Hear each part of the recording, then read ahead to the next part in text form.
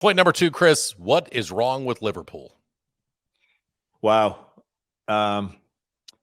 Liverpool, it's hard to believe that this time last year they were going for 4 trophies. Everyone was talking about can they win them all, and now look how quickly things can change, and it's hard to put your finger on just one particular thing.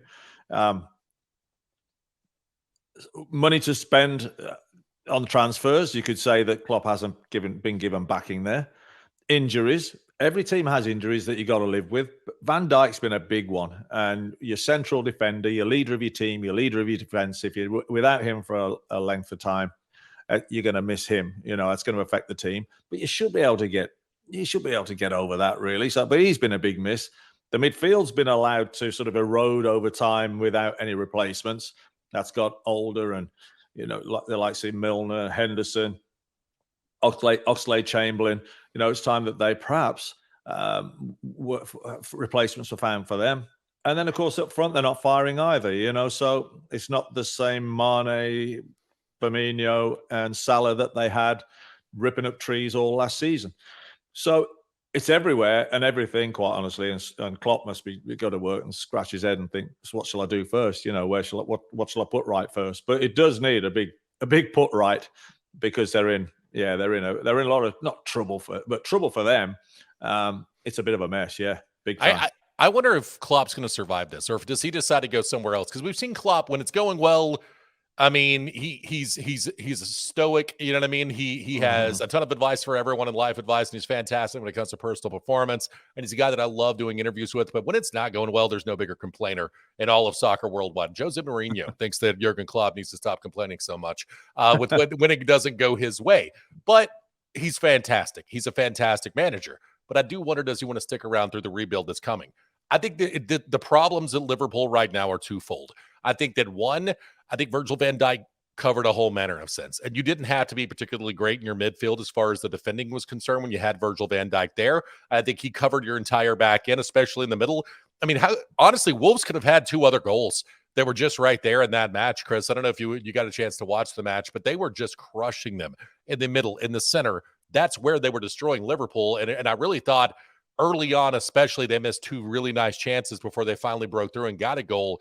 That one could have been a whole lot worse. And I think Virgil van Dijk covered a lot of problems that maybe are there with the rest of that team. The other side of it's they're old. If you go through, let me go through the list here. Mo Salah's 30. Milner's 37. Firmino's 31. Henderson's 32. Van Dijk's 31 right now. And they brought in younger players, but a lot of them haven't hit yet. You guys that were good in Portugal and things like that necessarily are still young, but haven't panned out. They don't have a lot of those 26-year-old guys. They have a lot of 22, 23-year-old guys or 30, 32-year-old guys. And also, Jota has been a guy who's been injured as well. And because of Jota's injury, they haven't been able to really replace Mane. And that's led to Liverpool right now looking old, because they're a team, if you remember, when Klopp gets it going, they score on the counterattack. They reverse play on you a lot and get your defenders kind of crossed up a little bit. And that's easy to do when a guy's 28, 27, and you're an elite athlete. But when you're 32 and you used to be an elite athlete, it's a lot more difficult to do, I think. Oh, it is. And you're right. Van Dijk did cover up perhaps some deficiencies in the midfield. But the midfield, when you got the 3 that we mentioned earlier on up front scoring goals, just outscoring the opposition, and then you got a back line led by Van Dijk, and Robertson was fantastic, and Trent Alexander-Arnold was going really well. Those 2 aren't performing now, probably because of confidence and morale's just gone. When everyone's flying, it's amazing how it puts another 10 yards in you. And they've replaced those forwards with what look like quality forwards from other parts of Europe. But Nunes, for 80 million, he can't get going.